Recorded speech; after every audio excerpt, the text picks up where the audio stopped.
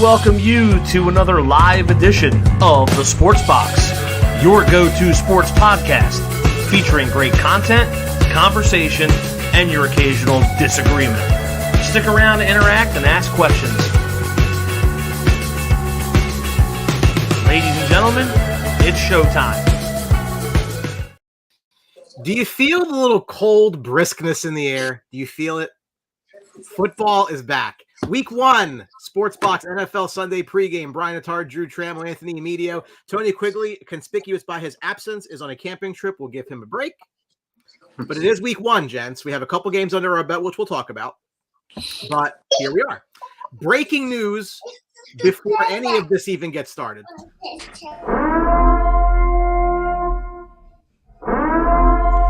We have breaking news here on the Sports Box. Tyreek Hill was detained outside of Hard Rock Stadium today. Apparently, it was a traffic violation, but there's some really ugly video of him getting basically arrested and taken to the ground. It's going to play today, is the story. So maybe a whole lot of nothing. But Tyreek Hill was put in the cuffs today. Any thoughts on that before we get hell of a way to start the season? Drew? Let's get it started. It is what it is, man. I don't have an answer for it. I haven't really looked into it. I haven't even seen the video of him. I heard he got thrown to the ground. Yeah, I was kind of trying to make sure it was him. Right, I couldn't tell if it was actually him. I just don't.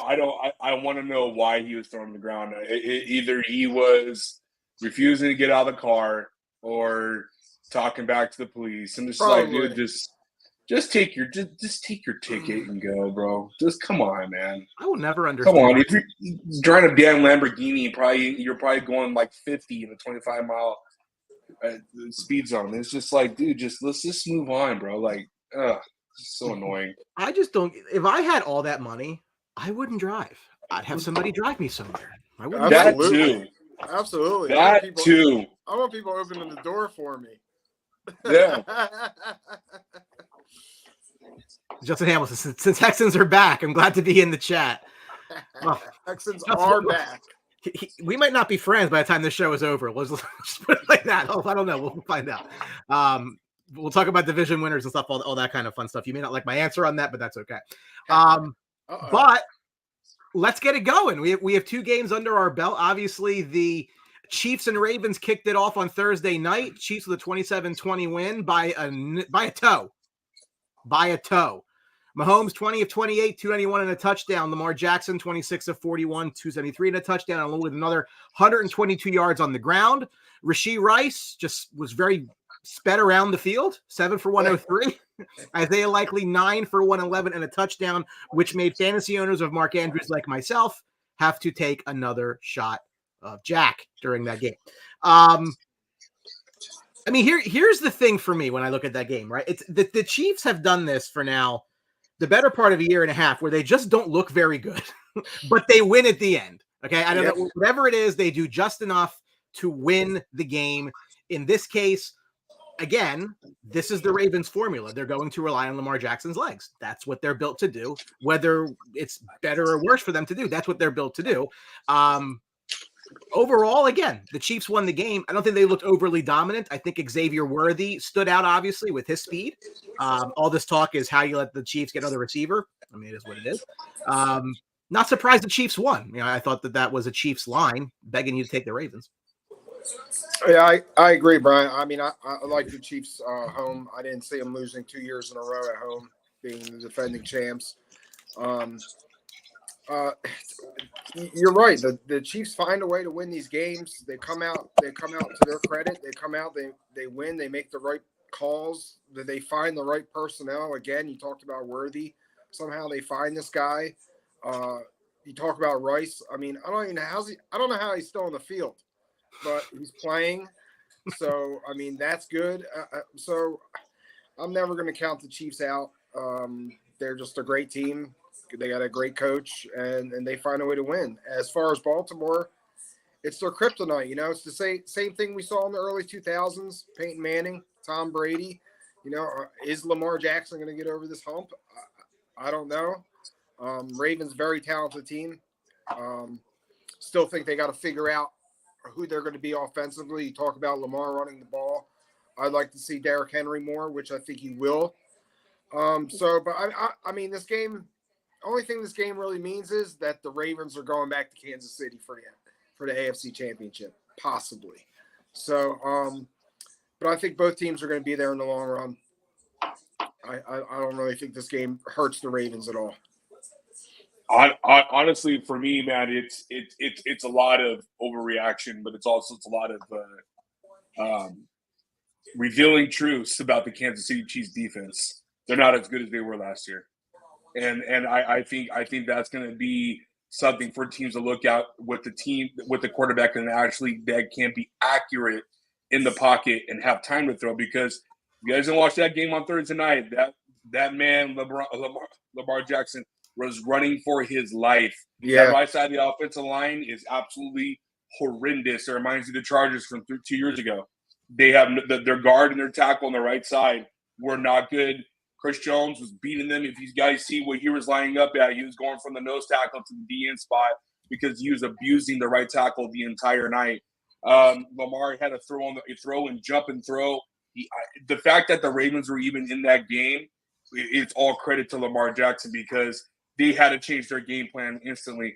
I agree with that, man. Derrick Henry, only 3 carries, I believe, in the second half or something like that. Mm-hmm. You're not going to win. You brought that guy over here for a reason, to take the stress off of Lamar Jackson's shoulders. And that line, I think they just either they underestimated or they were trying to hide the fact that right side of that O-line for Baltimore is absolutely terrible. But on the bright side of things, Isaiah Likely has finally arrived. He's a beast. He's been a beast since college. We've been waiting for him to come out and do his thing. Mark Andrews looks slow. I mean, that third down play on the out, he fell on his own feet. He could have got a first down and everything would have been changed. It's a bunch of things that I look at right now. But from the biggest takeaway I take away from this game is that the Chiefs defense, that secondary, isn't as elite as it was last year. That linebacking core, Nick Bolton got worked on 3 routes. So there's things. If I'm an NFL team like the Lions or a team like a passing team that's really, really, really heavy on their offense, I'm ecstatic right now because I know it's the first week, but compared to last year, that defense played a lot better last year against Detroit opening week than they did this game against Baltimore. There's throws that Lamar Jackson missed that they easily could have won this game. It wouldn't have to come down to Isaiah Likely making an ungodly catch. That 9 route on Zay Flowers that was underthrown, and then the throw where I know AB came out and said that Zay Flowers was wrong because he hit his soft spot. It was that third down play where he ran to the right side and threw behind him. Lamar has to make that throw. He makes that throw, it's game over. They go for 2. I think Baltimore's going to win that game. But it is what it is. But I'm just saying, for me, as a fan, as a Charger fan, but also just a fan in general in the NFL, the defense does not scare me for Kansas City like it did last year. No, listen. We talk about the Browns last year, how good they were. At 270 yards a game was number 1. The Chiefs were number 2, just below 290. Right. So I mean, in many ways, it was the defense that led them last year. I mean, we talk about Mahomes being Mahomes and that offense and those stars and everything, but they led the way defensively. They need to figure that out. Listen, they got the win, but ultimately they held the Ravens to 20 points. That's pretty good. Sure. I mean, they still have skilled defensive line. You saw that. Steve Spagnuolo, best defensive coordinator in the league. So, I mean, the Chiefs will get better defensively. I know that. How much of it, too, is, we always say the first couple weeks are like basically the new preseason because nobody actually plays in the actual preseason. Exactly, especially in the secondary. I mean, you got guys. I mean, it's very important to have communication in the secondary. And when you got guys that are, just coming in, it's going to be difficult sometimes. You see it in the Eagles game. But if you had a quarterback that could throw accurately, that game's over. That's where I'm coming at. For that, Lamar missed 3 or 4 throws that easily extended the drive and got touchdowns. Yeah, but can't you say that for like 2 dozen games in his career? Like, Yeah. Like, that's the thing, right? Like, he is what he is, and he's extremely talented. He's a super athlete, but he has to be a better passer. Absolutely. Agree. But to be fair, this is the best offense he's ever had. If you give him a good line on the right side, this is the best outside skill players he's ever had. So I will give him you have to give him that type of credit to know that to be able to still be in that game and have that offensive line so bad on the right side, you got to – not most people were able to do what he was able to do on Thursday night, which is running the ball, because if it wasn't for him, that the Baltimore Ravens would not be in that game. And again, look, Brown got traded. I don't know what Bateman becomes. The Ravens have tried, right? They used 3 number ones in 5 years on wide receivers. Like, it wasn't like they didn't try. They have plenty of weapons, Brian. They have plenty of weapons. Right. They have the personnel around Lamar. They're going to be there. I'm not going to overreact to this game. The Ravens are a really good team. It's facts. So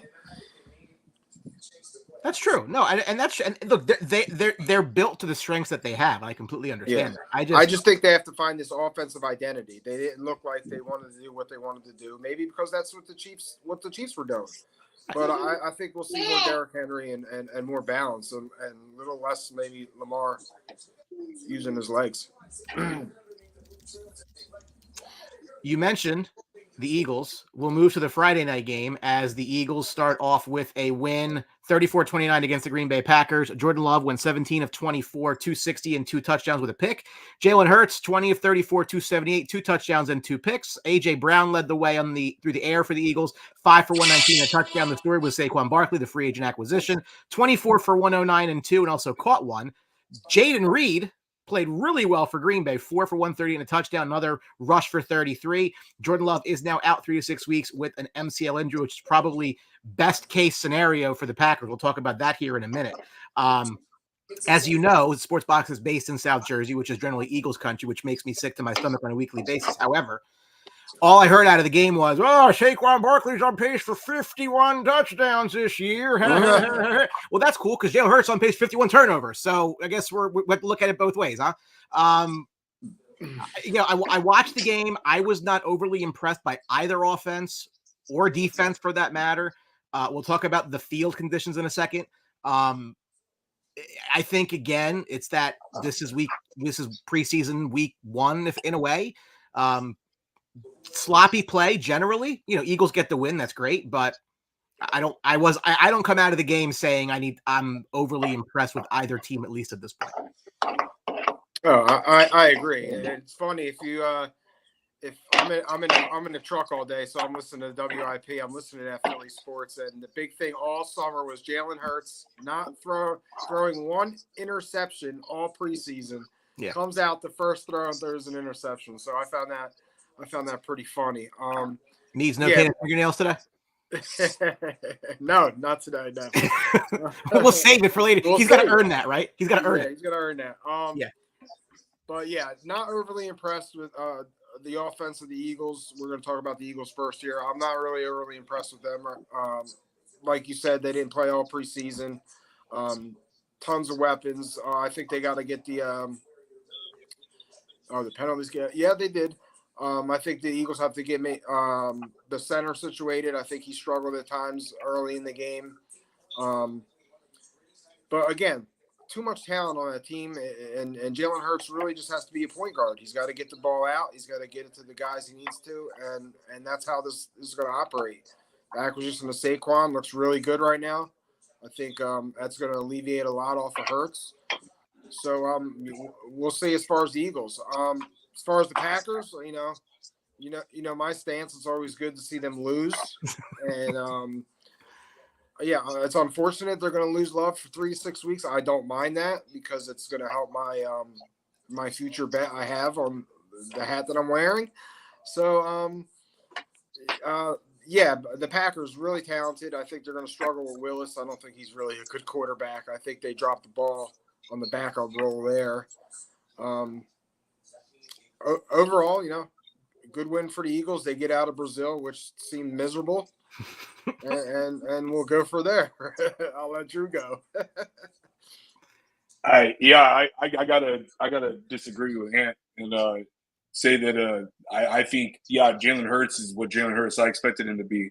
He's not this guy that's game changing like Lamar. I think Lamar is way better than him. But people are rooting Raven Jalen on what he can do. We'll see what he can do. Remember, Green Bay's defense is supposed to be one of these best defenses coming out this year from a lot of the additions that they had and all that. But I want to shift a little bit to Philly's offensive line. That's some hard shoes to fill up for Jason Kelce. I mean, you're asking a lot for that rook, basically come in and say, "Listen, dude, like we understand that you're supposed to be the backup, supposed to be the future, but not a rookie. You got to fix him. Not a rookie. Well, I'm saying that First-time starter. technically he is. I mean, first-time starter. But regardless of the fact, man, this is the best offensive line Saquon Barkley's ever had. I mean, I'm saying a lot from being in the New York Giants. To see what he did on Friday night, I didn't get to watch the game. I watched it on Rewind a little bit here and there.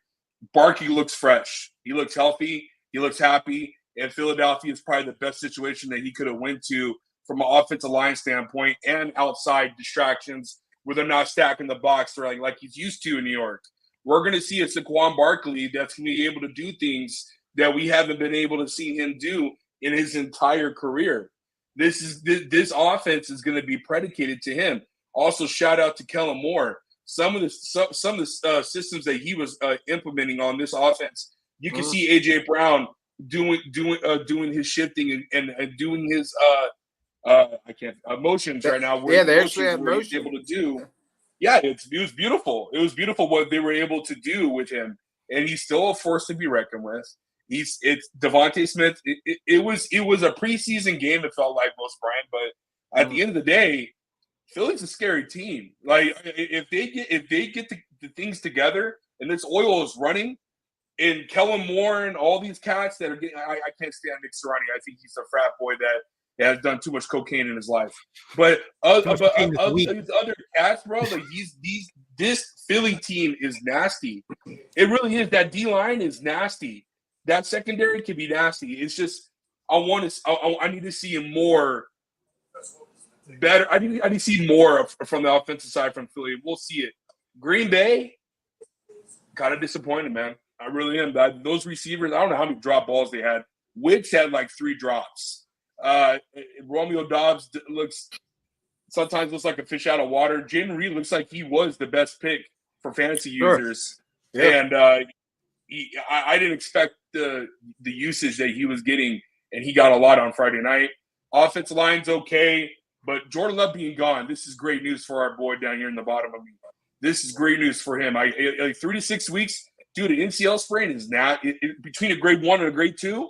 That might be 8 weeks. The way it all depends on his PT and all that. But regardless of the fact, this is horrific news for Green Bay, and this is great news for Chicago because now you don't have to worry about one other team. Honestly, you don't have to worry about one other team. That's Detroit, because you already know Minnesota ain't gonna do shit this year. So this is a big game today for Caleb Williams, and I can't wait to talk about it. But yeah, man, the biggest thing for me out of this, Brian, is Saquon Barkley looking comfortable, and the devastating news for Green Bay not having a quarterback because 2 of the guys they have are absolutely garbage behind him. I think it's Sean Clifford and Malik Willis. Yeah, terrible. So as I'm watching the game, obviously rooting against the Eagles because I would root for the aliens in Independence Day against the Eagles. Good movie.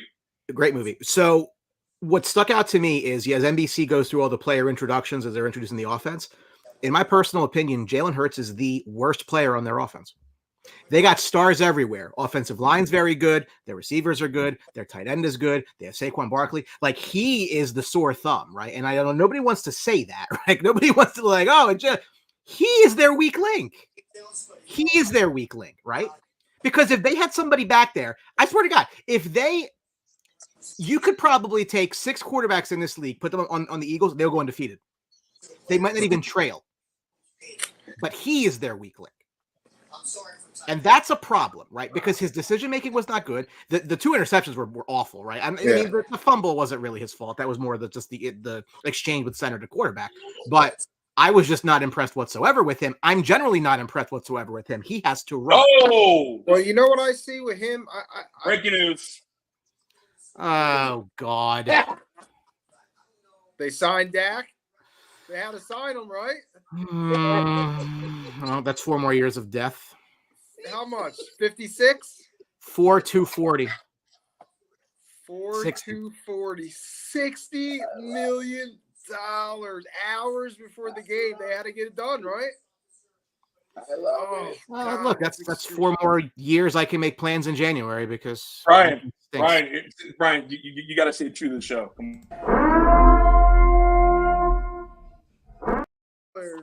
Holy shit! Well, they said it was. I fucking hate him. I mean, it's just so. God, you hate somebody you don't even know? There is no football player. There's no athlete that brings me more annoyance than Dak Prescott. None. We'll get to it, I guess. Yeah, so the Cowboys and quarterback Dak Prescott agreed to a 4-year, $240 million extension. The monster deal makes Prescott the highest paid quarterback in NFL history, $60 million per year AAV. Holy shit! Patrick Mahomes looking cheap now, and he's winning all the hardware. He's been looking cheap. He's been looking cheap for years. Yeah. Holy fuck! It's a great move by Dallas. I mean, I don't want to watch football. I actually don't want to watch football this year now. You don't like football anymore. He's like watching hockey. Hockey's wonderful. Yeah, we already know that. It doesn't get better than. I don't know. I mean, look, they're not going to win anything. So, I mean, they weren't going to win anything before, but now they're just not really going to win anything. I was all ready for a nice couple-year tank, get a quarterback in there. So you were for the tank. You think Terrible move by you. 1,000%, yeah. Jerry Jones will never tank. He will never. Well, maybe Jerry Jones needs to not be there anymore. How about that? Well, maybe Jerry Jones needs to, find himself a nice plot in the ground. That's a whole other topic. Anyway, all right. Well, anything on this game now that I'm pissed? Just put a bummer on the whole show, Brian. I know. I need to go put some tequila in this. You just killed the whole vibe of the show. You're welcome. I was going to say, as far as the Eagles, offensively they'll be fine. I think a lot of worry around the Eagles fans around here that I hear is their defense. They're worried about their linebacker play. They're worried about their secondary play. If they have enough pass rush. I don't know the stats. I don't know how many sacks they had the other night, but I know that's a real big concern down here. They're really relying on Vic Fangio to get these guys right. So I think if the defense could just stay around in that mid tier of the NFL teams from 14, 15, 16, I think the Eagles will be all right. Oh, God.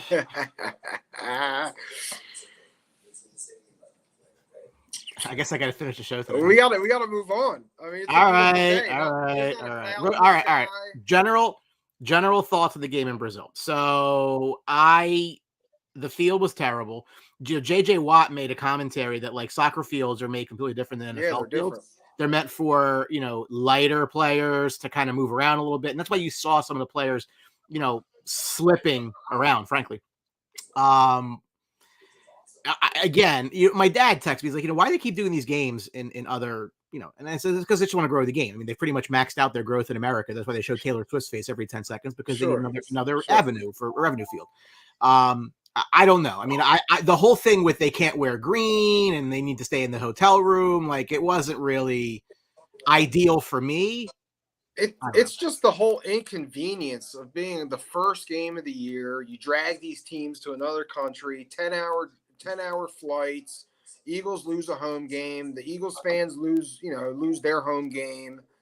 I mean, if it happened in the middle of the season like they do with the ones in Germany overseas, I'm cool with that. But the whole inconvenience of starting off the year there, it just didn't seem right. With me. What's up, Blair? Good morning, man. Happy Football Sunday. Everybody knows my truths. Everybody feels my pain. Some people really thoroughly enjoy it, and that's okay. It's a great sign. It's a great sign by Dallas. It's not. It is. It's not. For Brazil, it's just terrible, man. these guys care about the NFL players, and they really don't show it. The field's absolutely, it was god awful. If you guys saw the end of it, the end zone, I was looking at it, dude. The soil in the spots where they were stepping, it was like rainy mud. I don't understand. I don't get it, bro. I just don't get what the NFL's doing. Dak got no sense. Hold on. Dak got 240. How much is the guarantee? 231. 230. Holy shit! That's God bless them. They're locked in. You got leverage. Browns are whooping that ass today too. We'll get to that, but we're just now he's got nothing to play for. I noticed the fans. Like, I don't know if it was the sound or just I heard nothing. Like, I felt like I heard no dead crowd. Yeah, dead crowd. Like, if that game's in Philadelphia, you hear it on TV. Like, you hear nothing. Like, it just felt like an exhibition game to me. Again, I know we're off topic here because this is the breaking news, but this is the exact point. This guy's not a winner. The guy's never going to be a winner. And now they've locked up so much money in him that they can't build around him. Yeah, that's going to hurt. Well, if you're a playoff first round loss, you are a winner.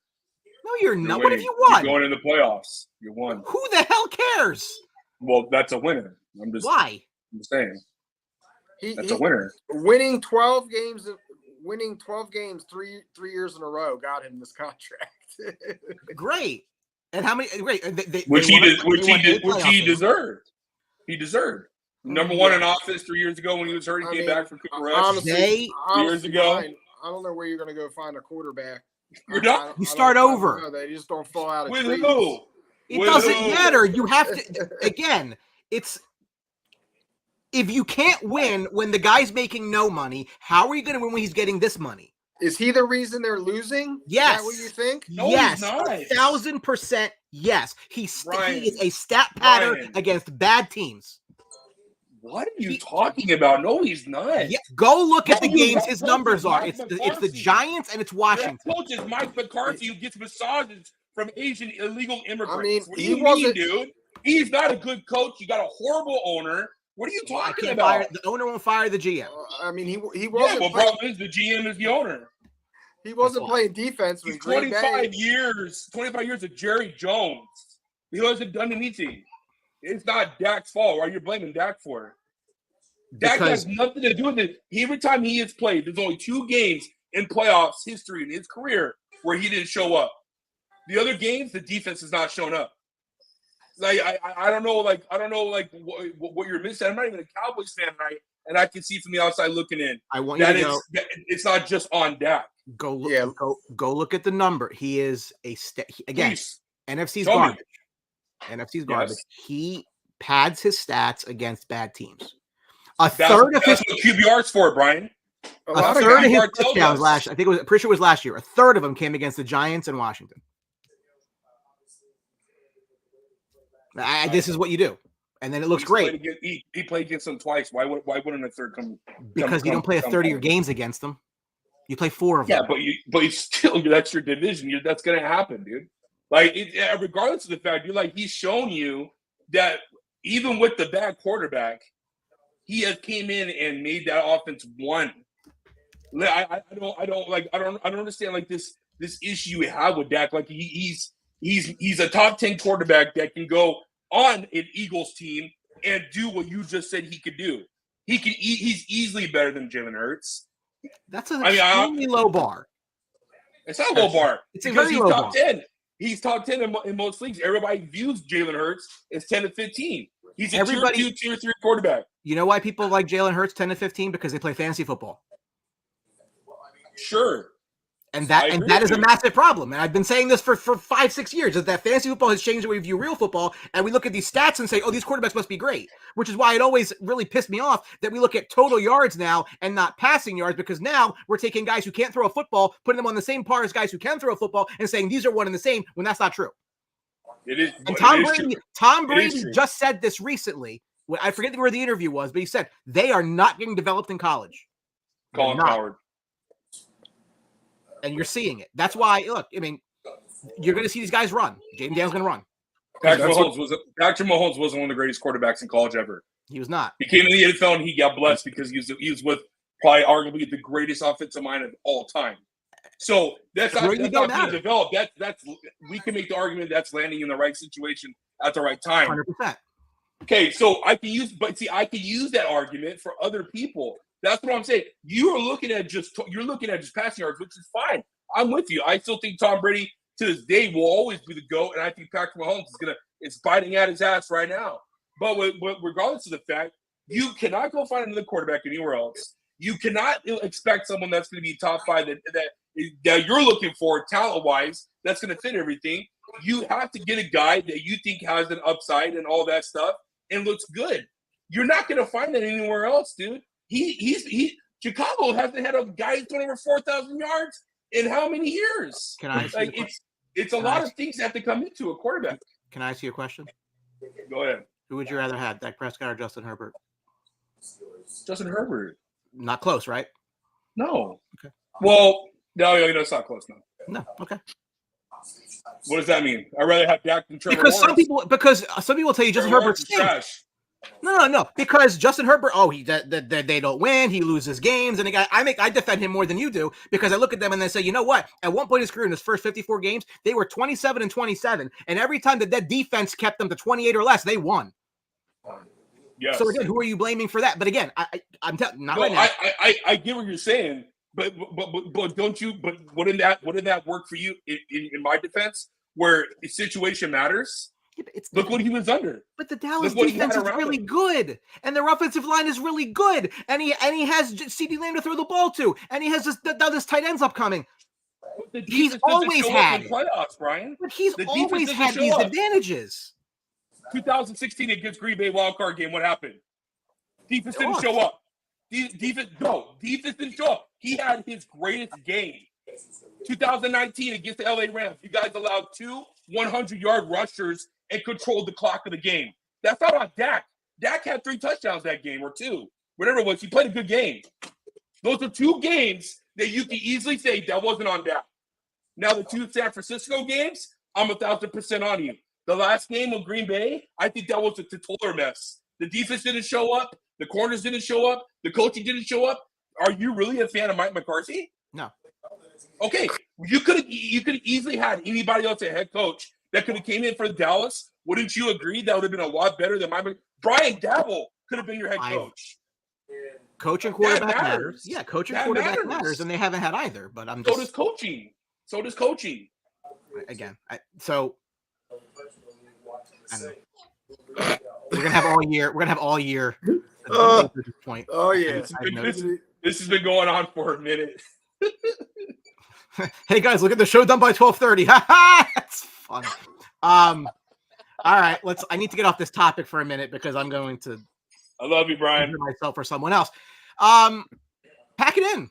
What does the Jordan Love injury mean for the NFC North and the NFC as a whole? Now, again, best news is if it's 3 to 6 weeks, that's much better than what I thought it was going to be. Yeah. Because that looked, when you saw the pop in the knee, that looked like it was donezo. Like that looked like the season was over. They have a couple winnable games the next couple of weeks. Let's go look at their schedule. I know I saw it before and I said there really wasn't anything that I was so overly concerned. There's no way they're winning games with Malik. All right, well, hold on. Okay. No, they are going to have to go find someone. Wait. But hold on. But here's their next 6 games. So humor me. They got the Colts at home. They're going to lose. Loss. They go to Tennessee. Loss. Maybe. They host Minnesota. Win. Maybe win. Okay. Their quarterback. Hold on. They go to LA for the Rams. I think that was probably a loss regardless. 1-4. They're winning. Arizona at home. 1-5. 0-1 game. Houston at home. 0-1 game. They got 4 of these games at home. Malik Willis. Have you seen Malik Willis play quarterback? The Packers dropped the ball. They have the worst backup quarterbacks in the league. So they're screwed. They have to go find someone ASAP. So Ryan Tannehill, they give him some money. They might.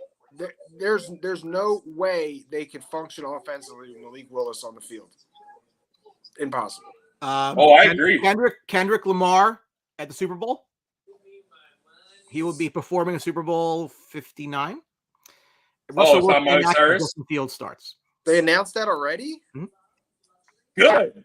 Tyreek Hill is active, by the way, in case you were curious, as is Jamar Chase.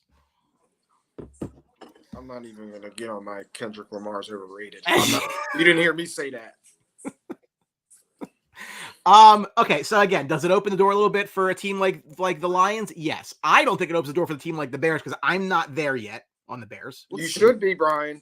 You should be. Guess what? At this moment, right now, 11:37 a.m. on Sunday, September 8th, Caleb Williams has many passing yards as I do, so I'm not there yet. I need to see it. I know how the Bears played the Lions last year. They beat them once, and they should have beat them twice. They blew a fourth quarter lead. Shitty Justin Fields playing quarterback, and they should have won that game. So I'm not worried. We can get into this, but I am not worried. We'll get to the game. Yes, I don't. The Packers.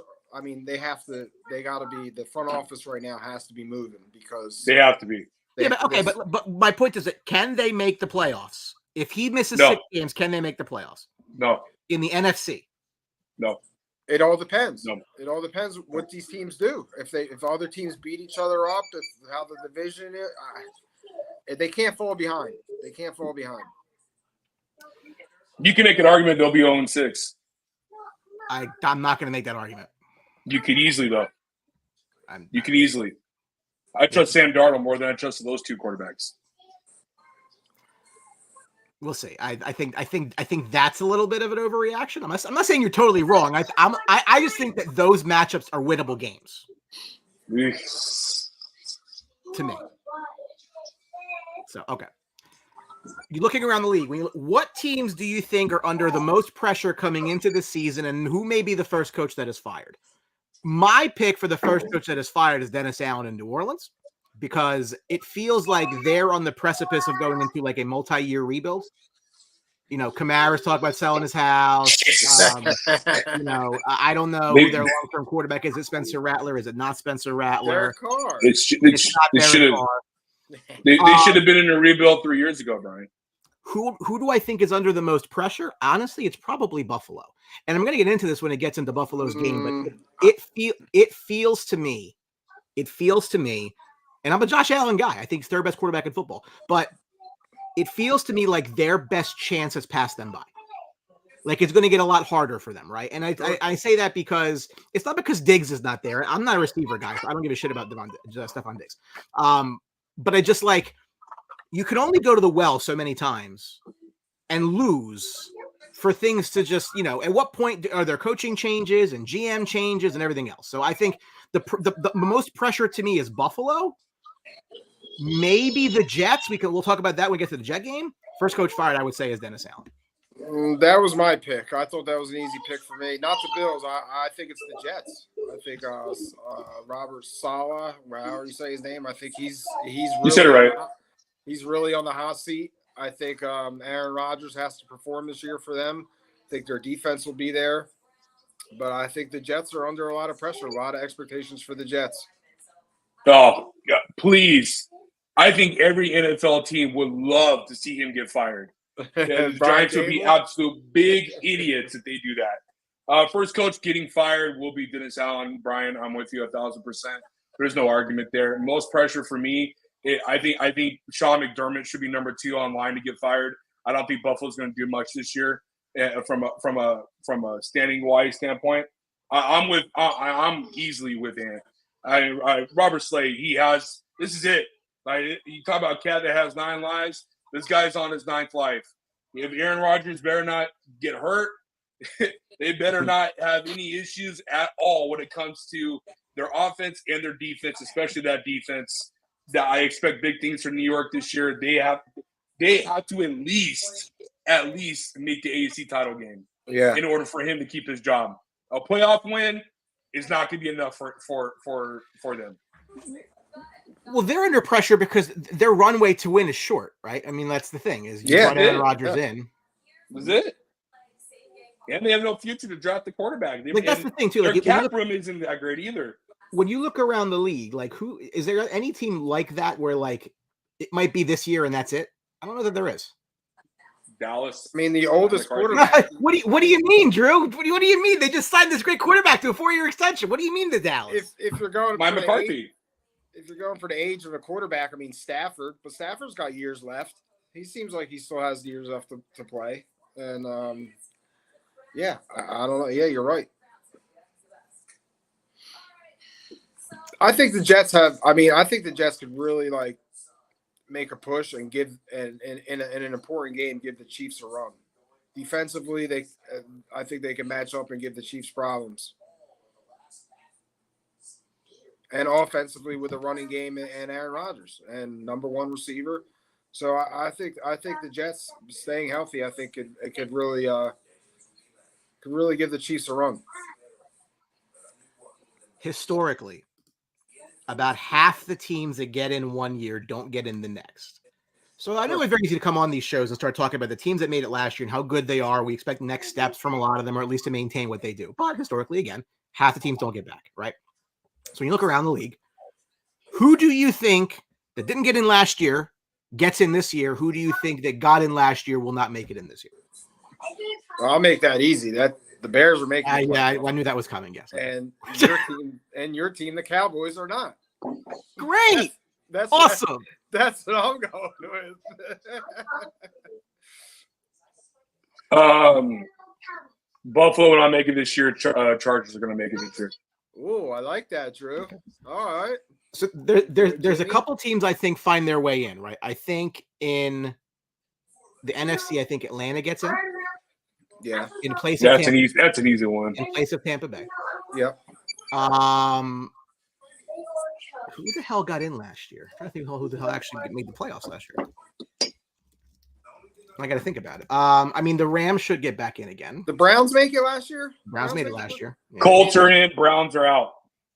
Colts, all right. So in the NFC, yes, I think the Bucs are out. The Falcons are in.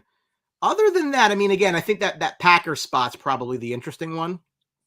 I'm on record. I write a weekly article in the local paper here, and I have picked the NFC East champion to be Washington for my own reasons. We'll get into that. So I think Washington does get in. One of those two teams falls out. They very well may be Dallas. I just think both of those teams right now are kind of houses of cards. We'll talk about it. In the AFC, I think it's a little bit more pronounced. I think the Jets get in. The Dolphins are out. I think the Steelers are out. The Bengals are in. Ooh, Dolphins! You said the Dolphins are not going to make it. Well, you think that alone would put pressure on their head coach. Absolutely. Ooh, Absolutely. He might be on fire. So again, I think Steelers are out. Bengals take their spot. I think the Jaguars win the South, but I think the Texans still get in, so that takes the Browns out. Okay, that's where I kind of am with some of that. Do you think I'm insane? I've been told I'm insane. I was going to say the Bengals, but I'm still a little iffy on the Bengals. Their off season was so crazy. Both their wide receivers. Different running backs, guys you really haven't heard of. If you're not into football, but if you're not into it, but I don't know. I got to see the Bengals play, but I think just because their quarterback, they'll make it. There's some truth to the 49ers being make it or break it year two. Yeah. I mean, the Niners, a lot of pressure on the Niners. I mean, they keep getting there and they keep losing. That takes a toll, like you said, Brian. Yeah, no, absolutely. Too many holes. Again, it's more a pick that the two teams ahead of them fall apart and they're the beneficiary. Is the way that I look at it. We'll talk about that. We'll get into the games of the day now that we like to get on the next 45 minutes, which probably won't happen. But anyway, the Atlanta Falcons are a 4-point favorite today, hosting the Pittsburgh Steelers. The over-under is 42. Pittsburgh averaged the 18 points per game last year. That's 28. Since 2022. 18 points per game is 28th. 193.4 passing yards is 27th. Both of those are not very good. Atlanta's 1-4 in week 1 since 2018. That's the second worst. Justin Fields will get the start today. I am in a league with Drew where you must play your entire roster. And I did the bold move today of dropping Will Levis as my second quarterback and picking up Justin Fields. We'll see how that goes. I don't expect Justin Fields to win this game. This should be a game Atlanta wins and covers. depending on how well Kirk Cousins does with his new toys. Because Pittsburgh's defense is still very good. That's not going to change. It's their offense I have questions about.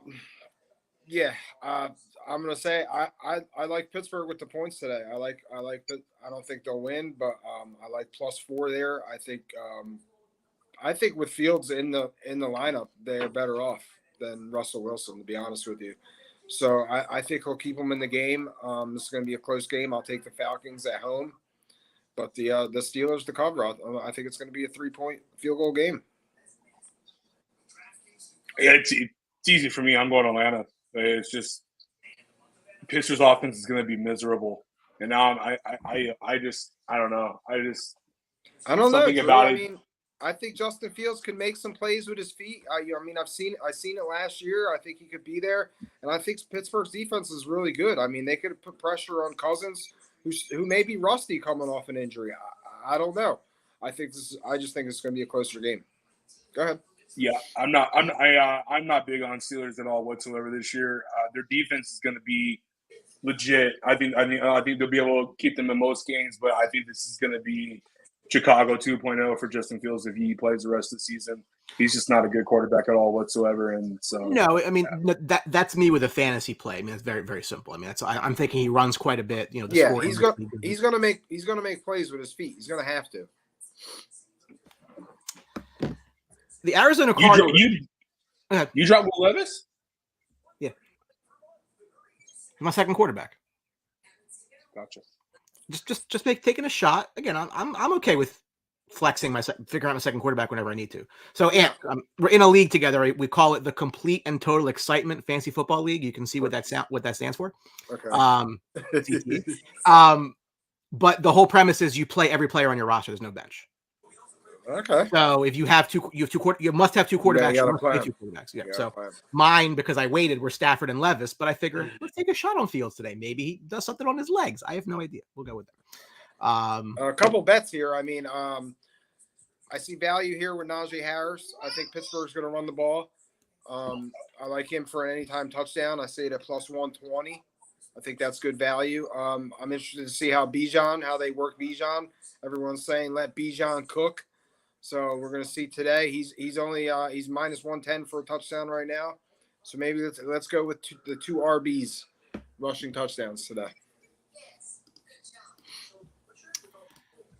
The Arizona Cardinals visit the Buffalo Bills today, and they are Buffalo Bills laying 6.5, over-under 46. For Arizona, the wide receivers have averaged 105.3 yards per game in 2023. That's the third fewest, which is probably why they drafted Marvin Harrison in the first round. Buffalo 16-0 when Josh Allen doesn't have a giveaway since 2020. Maybe he should try to hold on to the ball a little more. Yeah. Yeah, for me, this is Buffalo. I'm going Buffalo today. It's going to be a tough game for Arizona in Buffalo.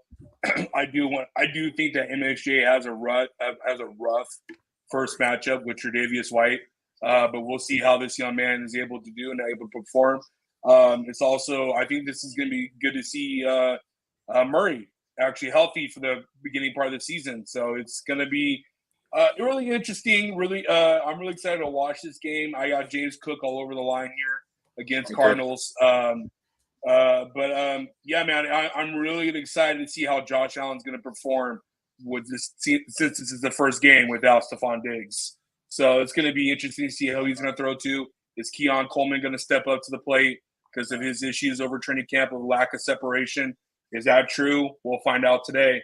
But yeah, man, it's James Cook and Schultz, not Schultz. What's Dan? Kincaid all day. I'm going the opposite way.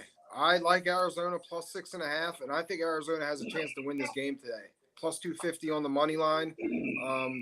I think Arizona is a lot better team with Kyler Murray in there. We've seen that last year. Marvin Harrison Jr. is a stud. McBride's a stud tight end. Connors, and they got this new rookie, Trey Benson. He's very good coming out of Florida State. I am not impressed with this Bills defense. I think they're going to struggle a lot this year, which means not good for Allen because it's just going to put more pressure on him to make plays. I think this Bills team's going to struggle. Maybe I'm wrong, but right now, looking at them, I think they're going to struggle. I like Arizona today. I'm going to take the plus 6.5. I'm going to grab it. And I kind of like the over also, 46. Look, if Buffalo doesn't win this game by a touchdown, like I think you got, again, that pressure is going to start building, right? Again, I think you need that kind of statement game. Again, there's no style points in the NFL. I'm not saying that there is, but I think you need to kind of get off to a good start. Like I think you need to start dispelling some of these long running things about like you guys can't win. I just, to be honest with you, I don't think there's much the talent discrepancy between both teams. I think it's closer than you think. I really do. I think it may get there. What's that? I don't know if it's there yet. It could get there. Yeah. I think I know where you're going with this one. The Tennessee Titans visiting the Chicago Bears. Bears -4 at home. Over-under is 44. Tennessee had the best red zone defense in the league last year. 37.7 red zone touchdowns allowed percentage-wise. Bears are the only franchise to never have a 4,000-yard passer or a passer with 30 touchdowns in a year, and the Bears have been an NFL team since, I think, 1950. North America, right? So it's been a while. And I'll give you the floor first. Brian, I've never been more excited about a season for a long time. I'm super jacked. I think this team's got what it takes to actually get there. I'm dead serious. I think their defense is super overlooked. I think they're going to have the best defense in the league. I think their defense is just stacked offensively. Preach it! What's that? Preach it! I'm serious. I mean, I think teams are going to really struggle against their defense. Offensively, we know what they have. Caleb Williams will be a legit quarterback. I really think so. He's smart with the ball, gets it out of his hands, right decisions, can read defenses, something that the Bears haven't had in I don't know how long. So I'm super optimistic. I'm just trying to tamper my excitement because I don't know. But, I mean, this is crazy how I feel. I think today they smother the Titans. I don't think Will Levis has a shot at home against this defense. Taking the Bears here, -4. I got Caleb Williams throwing 2 touchdowns today. I mean, I love it. I'm super jacked, and I can't wait. Fingers crossed. I don't care. I don't care. They're winning the North. They're going to the NFC Championship. There's no reason why they can't. No pressure. No pressure. No reason why they cannot. This year will be the first year in Chicago Bears history in I don't know how long history. I think they will have an over 4,000-yard pass ever this year. Ever. Most definitely. Check it in. Check it. It's going to happen. People overlooking the defense. That was going to be my tagline for Chicago this year. If you did not watch Hard Knocks, I require you to go watch it because this season of Hard Knocks with Chicago is probably one of my most favorite seasons.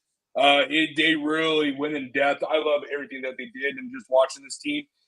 The way I think Eberflus gets way too much crap, and what he did with Caleb this year, the one-on-ones, the taking his time, the development that I saw a lot. I loved it. I loved everything about what Chicago has done for this kid. It's what he did the half of last year is why Eberflus is there. They goofed on him. They did this. They did that. But the second half of the season, that team played football for him. Yeah. And they played good football. So that's the only reason he's there. He held that team together when they were garbage in the beginning of the year. And that takes a lot for a coach, in a locker room to hold a team together who doesn't like their quarterback and doesn't like their offense, because that's what it was. So Eberflus is strictly there because he held that team together. And he should. He should. Yeah, and he should. So we'll see. We'll see how it goes, Brian. But I definitely got the Bears winning today. I do too. Roma Dunze, Keelan Allen, and DJ Moore, with Cole Kmet at tight end and DeAndre Swift at running back. It's this offense is absolutely loaded, and I haven't even talked about the offensive line that they invested in on the right side with their draft pick, and then obviously the defense. I think the defense is way overlooked. With Sweat, and I think they have the best corner arguably in the NFL with Jalen Johnson. Best secondary. Best secondary. Oh, by far. Just this team, Brian, is just loaded with talent, and I think a lot of people are overlooking it.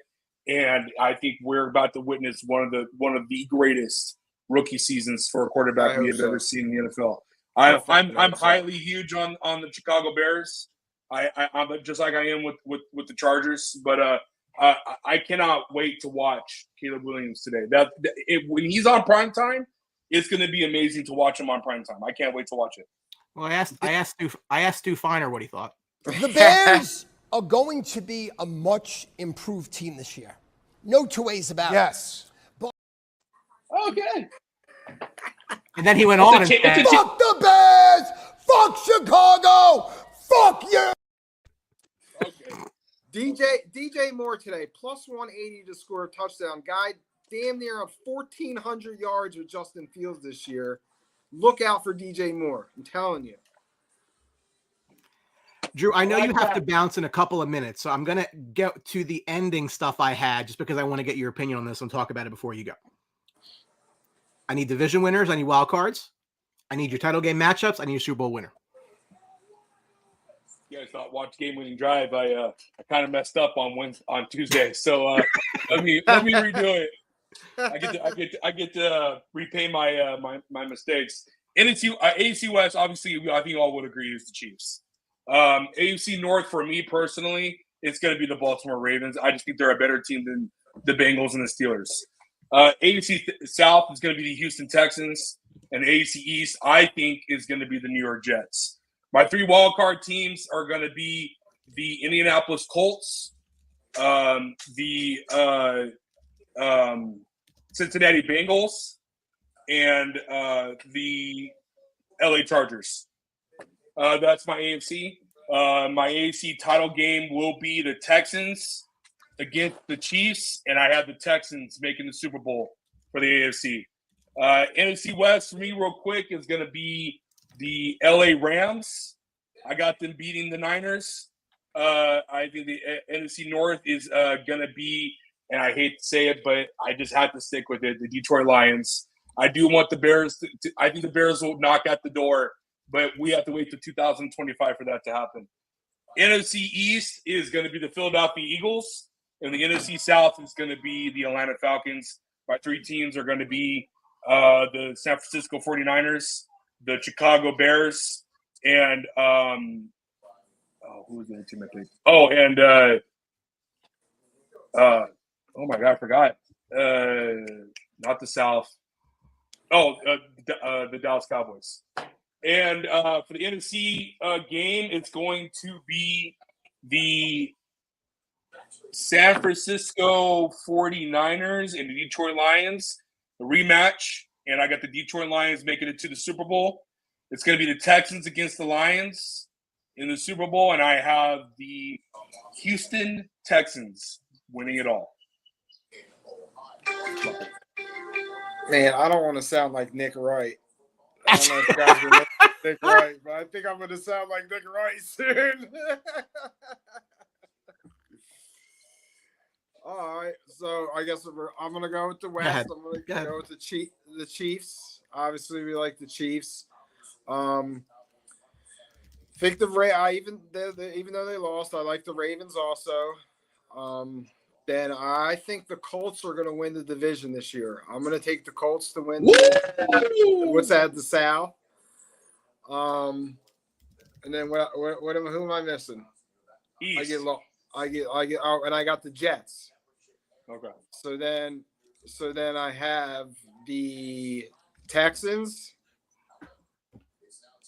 I'm going to go, I don't know, the Bengals.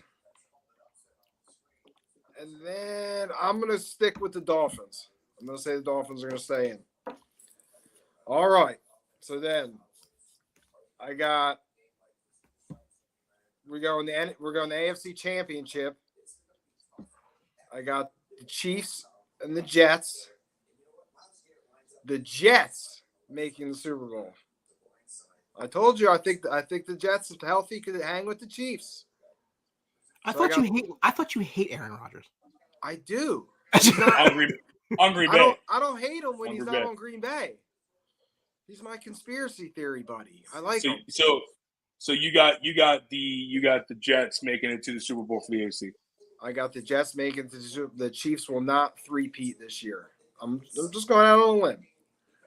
All right, so then we go in the NFC, the East. I'm gonna roll with the Birds. I think the Eagles it's gonna be tight, but I think the Eagles are gonna win. The North got my squad. I'm not afraid of the Detroit Lions. I think we played them very well last year. Beat them once, should have beat them twice. I think we stack up okay. I'm gonna change my pick to Lions. Bears are winning the North.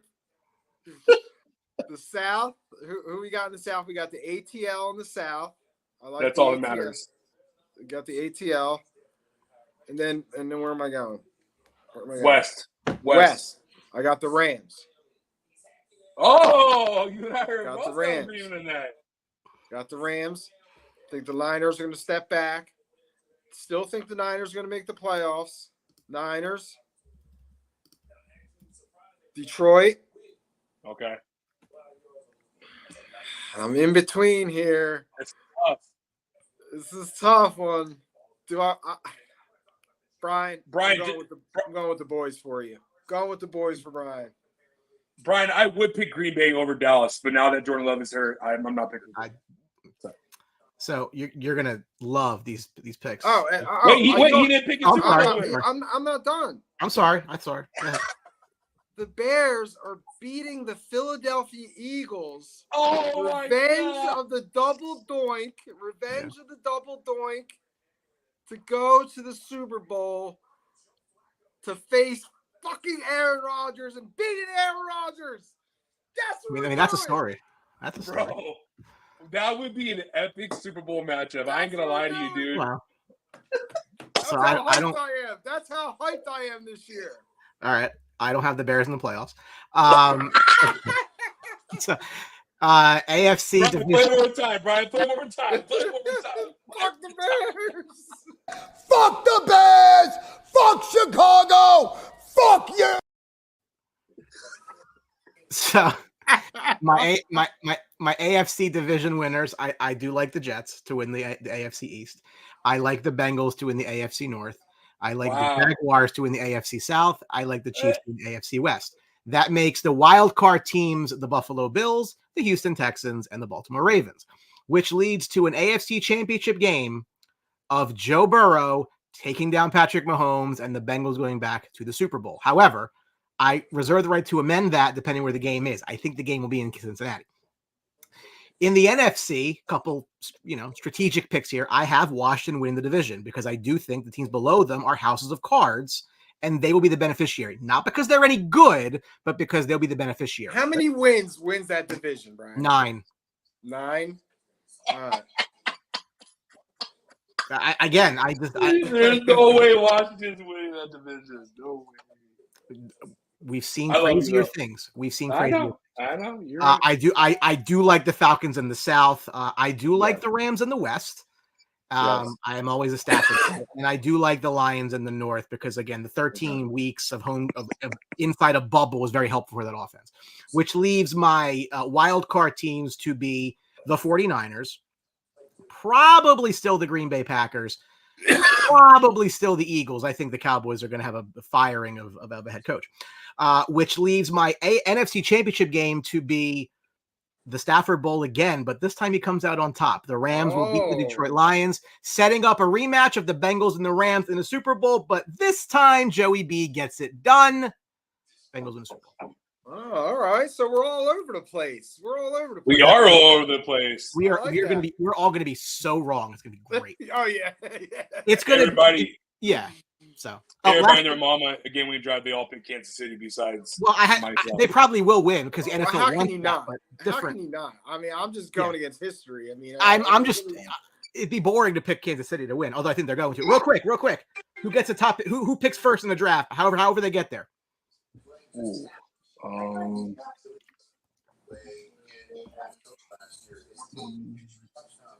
I gotta think about that one. That's a tough one. I mean, but the Saints.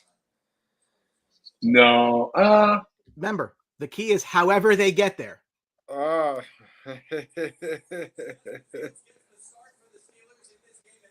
I got one. Man, I'm really. I think, an easy The one. Giants? The Giants, I think, are going to pick. Whether they get there on their own or not, they're going to trade up for it. That's what they're going to do. The Giants are picking first in the From draft. hell to high water. You think the Giants are going to trade up and get Shador Sanders? They're going to get whoever they want. It might be Carson Beck. I have no idea. The point is, they're I going don't think Daddy's going to allow that. I don't think Daddy Prime's going to allow that to happen. He's going to Eli the Giants. Probably. I'm going to say New England. I probably would say New England. New England? Yeah, New England. Carolina? No. If the Pats get it, they trade out. Yeah. That's going to be interesting. I don't know. I think it's the Giants. I think the Giants win today. By hook or All by right, boys. All right, Drew. Go get it. Let's win some money, dog. Yeah. We will carry on without you. Drew Trammell. They're on Tuesday nights, guys. Really good football coverage on Game Winning Drive in the Sports Box. All right, where were we? Next up. I mentioned those Bengals I think are going to go to the Super Bowl and possibly win it. They got a game today that if they don't win, the whole thing goes under. -8 hosting the Pats. Over under 41. New England has missed the playoffs 3 of the last 4 years after missing it just twice in the previous 18. Chase and Higgins, one of only 2 duos in league history since 2021, with 3,000 receiving yards and 20+ receiving touchdowns. Chase is in, Higgins is out. That's actually an injury for T. Higgins. Okay. Not a lot to say here, although I will say this. Drake May is the best quarterback on that roster. I think that the reason that he's not playing is because they're low-key tanking. They suck. And that's okay. Yeah, I mean, they're pretty much not starting him to protect him. Yes. Because they know the team is not good. But that's why, like, in retrospect, they should have not drafted a quarterback. They should have done something else and drafted one the following year. Yeah, they had options. You're right. They had options to trade out, but I mean, at that point, it's so hard to pass with what's going on around you. Everybody's going to be drafting them. But so I think, again, like, I'm not a guy. I really, just the way the salary cap is, like, I just don't think it makes sense to sit quarterbacks. Like, I know there's been success doing it in some cases not. I just think you have to go with it. Like, I think whatever happens. Not nowadays. 10, 15 years later, you drafted a quarterback, he sat. Now it's really, you got to plug and play him. He'll be in. He'll be in. So this is my favorite part, right? So all the guys that don't do shows, right? That are now part of our Sports Box team. Ant's coming on, Hess is coming on, just to pretty much needle me. And you know what? That's okay. That's all fine. It's okay. This is why I watch hockey, because I can't watch. This is. I mean, there's a lot of reasons I watch hockey, but that's my point. They know I'm not happy. They know that. Yes. And I've made that very clear. I don't hide it. I'm very upset. You were having a good Sunday until about an hour. Everything was fine. I woke up. I did some laundry. I got the show ready. I had a Red Bull, a protein beautiful bar. Day. Good. And then that happens. Beautiful brisk day. It's hockey weather. Actually, no. I'm actually going to a birthday party for a 1-year-old at 2 p.m. But I have Red Zone on my phone, so I will survive. Oh, I'm all signed up. I made sure I got the YouTube package. No, I don't even need it. So with DirecTV, you can stream because you have it, and I have Red Zone. All I need is Red Zone. I could care less. Again, I hate the Cowboys, right? So I don't need to watch the game entirely. Me too, but I made it a point to watch every Bears game this year. So basically paid $400 to watch Bears games. All right. All right. Bengals cover the 8 minus something crazy. It is, yeah. It's a big number, but I think even with Higgins out, I think they could cover. They can win this game by 10. I used to think the Patriots' strength to their team is their defense, but they literally got rid of probably their best defensive player. So, give me the Bengals. And actually, I like the under in this game. Give me 41. Probably in the under. I really, I don't because it might be 37-0. Yeah, I don't see the Patriots offensively doing much with Brissett. I'm sorry, I said Brisket. I got Brisket on my mind. You're hungry. So I'll take the Bengals minus the 8, but I lean towards the under more. Okay, that's fair. AFC South battle, the Texans visiting the Colts. The Texans are -3 on the road. Over-under is 49. Stroud's 8-2 when sacked 3 or fewer times last year. Jonathan Taylor has been just an absolute star for the Colts when he's on the field, especially against this team. 135 rushing yards, 150 scrimmage yards, 8 touchdowns in 6 games against those Houston Texans. So this is where everything ended last year, right? Houston went into into Indianapolis, won that last game, and won the division to make the playoffs. Thank you. The Bears thank them. Yep. Absolutely. It's interesting though because everybody, I have my Fab Five at quarterback. I'm very easy to say who they are. It's Mahomes, Burrow, Allen, Herbert, and Trevor Lawrence. But I think that Stroud can get there with another year like he had last year. Although I do think the hype is a bit much, right? I think he can get there. I don't think he's a superstar just yet. I'll be curious to see how they integrate Diggs into the offense because it was really good last year. A lot of high scoring games. Yeah. It's just, I don't know. I'm not on the Colts, right? I just feel I picked up Joe Flacco in a league that starts 2 quarterbacks super flex because I don't think Richmond finishes the year. I feel the way that he plays is not conducive to staying healthy.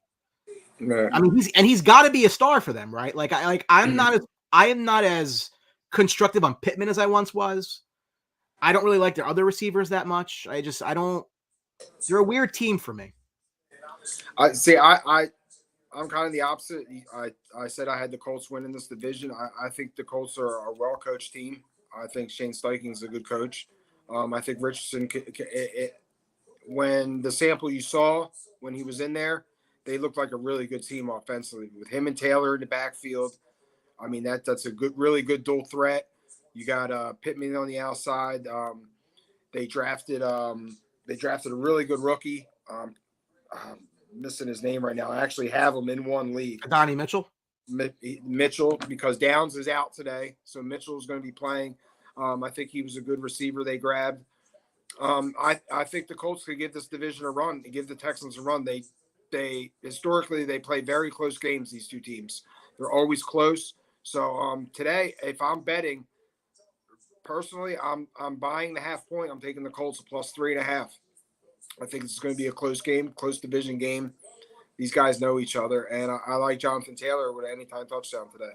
Well, I do think, yeah. I mean, he's going to have to be the centerpiece of again. Yeah, this offense, their offense is very different when he plays, and like I said, they have Richardson in the back, out there also because there's so many things they could do. Yeah, I mean, divisional road dog. I mean, divisional home dog is I don't necessarily love that. I mean, I think the number's right on. Actually, I think Houston wins by a field goal. Yeah, it's about right. I think you're about right. But I see when I see these home dogs, I kind of favor the home dogs, especially if they're a solid team. So, which I think the Colts are. So, like I said, if I'm betting, which I'm not, I'm going to buy that half point and take the Colts plus 3.5. Now, here's an underdog I love today. The Jacksonville Jaguars are a 3.5 point dog in Miami. Over under is 49.5. Now, all this talk of teams that can't stand the heat in Florida does not apply to the Jacksonville Jaguars because they are from Florida. So I don't want to hear about this nonsense about, it's going to be really hot. Okay, that's wonderful. I've been to Orlando. It's in the middle. I understand.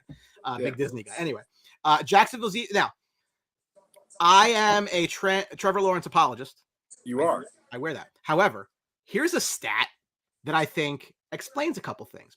Last year, Jacksonville's defense was bottom 10 in passing yards against, passing touchdowns against, and sacks. Now, they missed the division by 1 win. Now, do you think if maybe they were average in 2 of those 3, maybe they might have won the division, and we don't blame Trevor Lawrence, who's never really had a great offensive line or overly effective coaching or a lot of other things, right? So I picked them to win the division this year because I think Trevor takes a huge leap forward. I love the Brian Thomas draft pick for them. I get a receiver guy. Yep. ETN I think is going to be very good again. If the defense can be average, they absolutely could win the AFC as the 1 seed. That's the difference right now. It's not Trevor. And I know we blame quarterbacks a lot for things, or we give them a lot of credit sometimes. It's the defense that let them down for me. So I like them this year. This is a great spot to go in and kind of shock Miami, especially with all the stuff going on the field today. I wasn't even thinking about the Hill thing until it just happened. But This is absolutely a game that Jacksonville can win. Miami, they're just Jekyll and Hyde, right? I know that the home game helps, but again, it helps to an extent. Well, Miami's got all the fancy toys. Yes. That's why everybody's on Miami. I agree with you on Jacksonville. Their defense is not good. and I think that really hurts the team, especially puts a lot of pressure on your star quarterback to make more plays.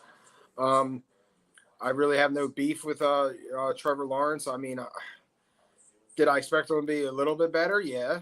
But like you said, there's circumstances where, your defenses suck. Your wide receivers are okay. And The that's protection, it. the line's not. Yeah, same thing, But as far as today, I mean, I can honestly see this game going either way. I kind of was leaning the Dolphins, so I'm going to stay that way. I think the Dolphins are going to win this game, primarily because their offense versus Jacksonville's defense. Sure. They're going to have Jacksonville's going to have to find a way to keep up because this running game with Achane and Mostert, and then the two wide receivers. I mean, we saw what happened to Denver last year when they went there. They got boat raced. So I mean, I can see Jacksonville winning this game. I can, but I'm going to roll with the Dolphins today. I think they're just going to be a little too much offensively. I'll just be curious to see how that plays out now. Sure. Yeah. With Hill, I mean, that we talk about off-field distractions. I mean, yeah. I'll be honest, I don't think it's going to be a big deal. I think he's going to come out. If anything, he's going to come out, maybe score 2 touchdowns, and then do some crazy dance where he puts his hands behind his back or something like that. I can see that happening. So first throw, right? Yeah. Bombs away. Yeah. Speaking of circumstances, everyone is so negative on Bryce Young, right? They're just like, this is a bust. This is awful. I don't know that there's been a guy with less around him in the league to start in a very long time, right? I mean, they've changed their coach. They've added a bit of talent to the team. They're still working on a couple things. I am not picking this team necessarily to make the playoffs, but all of the pieces are there to be this year's Texans, right? To make a leap compared to maybe where they were last year. I just think that the talk of Bryce Young being a bust is just too soon. I think that some people don't like the fact that he's small, which is fine. That's their prerogative. I think he can be an effective quarterback. The Saints, again, I think are just like the Saints are like a dry forest and someone's got a net. Like at some point, like this is going to just explode at some the point. wrong way, right? It's an old roster. There's not, I think Chris Olave is excellent. I've always liked Kamara's game. Defensively, they were pretty good though last year, right? Like they were top 10 in offense and defense last year and they only finished 9-8 and didn't make the playoffs. So, but that might have been their best. Like, I don't think that they're going to, if they can be who they were last year, they could be like a 9-8 team again and maybe sneak in. I just don't, this is not a team I think can really they just don't have that wow effect. The Saints, it's a very bland team. And like you said, they could be a team that maybe wins 9 games, but then wins 7, 6. You just don't know what you're going to get. That's why, I'll be honest today, I like the Panthers today. Plus 3.5. I think it's a division game. Like you said, the Panthers have improved. I mean, you get Deontay Johnson, legit wide receiver. You got Thielen on the other side. I think they could do something. I like them today. I'll take the Panthers plus 3.5. I'm curious to see how they are when Jonathan Brooks comes back in a couple of weeks. Like, I think that's going to obviously, boost their offense quite a bit. I'm never really a Miles Sanders guy, but yeah. Chuba Hubbard's a good solid running back too. He's going to get his touches. I think the coaching is better for sure. Yeah. The defense should be better. So again, could they make a leap? I don't know how much. I mean, define leap, right? Like they were so bad last year. They had the number 1 pick. They kept it, right? So I mean, if they win 5, like that's a 400% increase. So, I think what they want out of this year is just to see a step from another step forward with their quarterback. They could step forward. If Bryce Young could step forward and play better than he did, show that improvement, I think that helps the front office and the team move along. But if he really throws a dud this year, it's going to be it's going to be tough to rebound from that. They just need some growth. They just need some growth, right? Yeah. Like give me something to believe in. Yep. Because again, I think he's not helped by what Stroud has done. Because you're always comparing. It didn't help that the guy that went before him right after him absolutely went bananas. That doesn't help. Then it's like the comparisons, like, oh, what did you do? Whatever. Last game in the 1 o'clock window is the Minnesota Vikings, who are on the road as a favorite against the New York Giants, who might pick first overall. They're laying 1. 41 is the number. They have had the third most passing attempts and passing yards per game since Kevin O'Connell was hired in 2022. The Giants' offensive line is a problem because it allowed 85 sacks last year, which was the most in the league by 20. So, this year for the Giants to me seems like a countdown to the end of the Daniel Jones experiment. Yep. It's why, like if you go back to the year, and again, I wouldn't assign Saquon either. Like it's a whole conversation about I don't value paying running backs. I'm usually right about that. I know to some games it may not appear that way. They signed those two guys based on this team winning a playoff game against, frankly, this Vikings team, which was pretty fraudulent that year at 13. Yeah, they weren't that good. So, like these things have just long-term ramifications. I mean, the Vikings have their quarterback for the future. He's not going to play this year. There are people who believe that Sam Darnold could be Baker Mayfield 2.0 in that he could basically finally go somewhere where he can actually just kind of breathe and be okay. He's got guys to throw the ball to. They brought Aaron Jones in. Hawkins will be back at some point. Again, the Vikings to me should lose a lot of games this year. I think it's in their best interest to do so. But this is a game that they should win because I don't think the Giants are very good at all. And are they better than last year? I don't even know that they are. I mean, I think this is just, again, like you got to bottom out. I think they're going to get their quarterback in the draft next year. They went with Malik Neighbors. I don't know. Like, I think that wasn't necessarily a pick I would have made for where the team is right now. Whatever. They need to win about 2 games this year and then pick their quarterback. Yeah, it really is a countdown to get rid of Daniel Jones. It's amazing. They really look bad in the preseason. So it's really hard to take them today at home. But honestly, I can see them winning this game. This is another game, coin toss game, because I don't know what you're going to get out of Sam Darnold. He has all the talent around him. Can he distribute the ball and get it to Justin Jefferson, Addison, get it to Aaron Jones? I'm interested to see that because they are in the division the Bears play in, and I want to see how they're going to function this year. This is a tough game to pick. I'm going to take the Vikings today. No confidence. I'm not even coming close to touching this game, but if anything, I'll take the Vikings. I'm going to take the Vikings in my $2 pick every game pool, my lottery ticket. You're taking under protest, right? Yeah. That's fun. Expect Neighbors, fantasy-wise, though, Neighbors is going to get all the action. So, yeah, but you got to expect them. No, you're right, but that's the problem, right? Because who else are you? He should be triple covered. True. I mean, Devin Singletary's not really the back that you're like an all back. You're like, oh, okay. But I think, but like him, right? Like in a fantasy league, like as a lower level running back, he's going to get volume. Yep. So you can play that. I mean, again, I just don't think that. I don't think that the coach or GM should get fired as a result of what goes on there. Like, again, like they were stuck with Daniel Jones. I think ownership made that call for them. Yeah. But they're also on the hook, though. Like, that's just how football is. Like, you are on the hook for the guys that are on your team. Yeah. I mean, if they decided to just totally clean house, I wouldn't be opposed to it. You'll be happy to know that Caleb Williams has full painted nails for his first career game with the Bears. Yes. You should do it in solidarity. This AFC West matchup in the afternoon is always going to be considered and remembered for the playoff game that wasn't and the tie that didn't get there and horrible coaching and everything else, right? So the Chargers at home are a 3-point favorite against those Raiders. Over under is 40. The Raiders last year, in the last half of the year, allowed a league low 16 points per game under Antonio Pierce. Justin Herbert, 4-3 against Vegas' career, 3-1 at home, 1-2 on the road. That game specifically, obviously, was the 1-2, or one of the 2 losses. I don't think the Raiders are probably more angry than anyone that Dak Prescott signed a deal today because I think they would have bowled him over with possible because that is what the Raiders do. Yeah. For the Chargers, to me, this is just a transition year until they figure things out, right? Like, I mean, look, you have what I believe is a unicorn in Justin Herbert, one of the Fab Five that you can build around for a very long time. However, there's not much else now, right? I mean, they gutted their offense. You got Ladd McConkey and Josh Palmer out there. Quentin Johnson, who was a pick a year ago that Drew was very upset about, has not panned out whatsoever.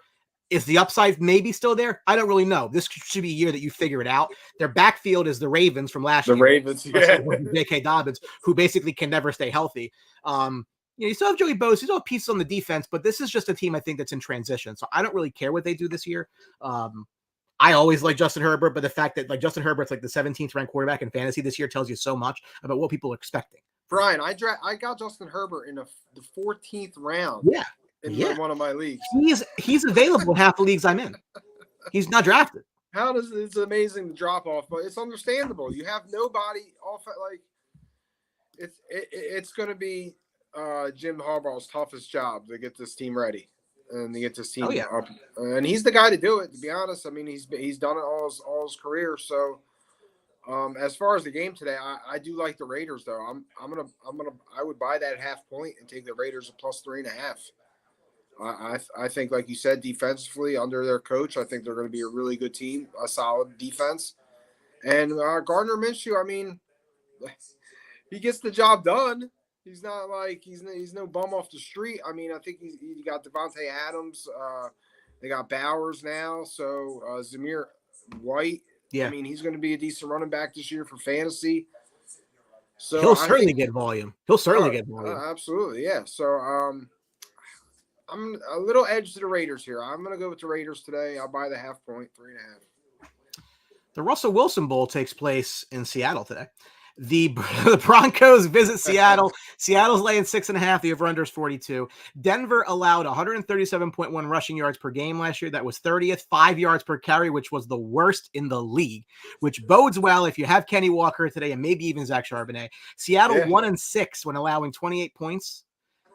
You know, look, I am not constructive on the Broncos just yet. You know, I thought that the Bo Nix pick was definitely a reach out of need. I believe in drafting for need, but I feel like you could have done something different. Although Nix and Sean Payton seem like a marriage made in heaven. Like, I think good. He looks good. Really, really well together, right? I really like the mix for them, just not yet. For Seattle, like, I think this is the JSN breakout year because, again, you have different coaching this year. Youngest coach in the league. His name's escaping me right now. Not that important. But I don't think that Seattle is going to be a playoff team.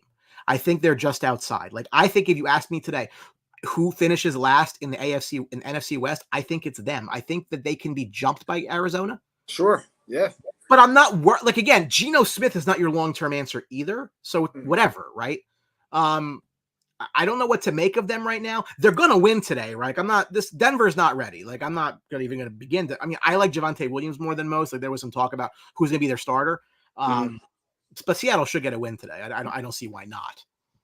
Yeah, I like Seattle today, especially at home, going against a rookie quarterback in Seattle. I like Seattle with the 6.5. They're a tough team. They're gonna be like one of those teams you really don't want to get involved with because they have that talent on the offense. Geno Smith gets the job done. I mean, their defensive secondary, they've been drafting well. They have a very good secondary. So yeah, I mean, I can see Seattle's an 8-9 win team, to be honest with you. So, but today I like Seattle. I'll take the 6.5 at home.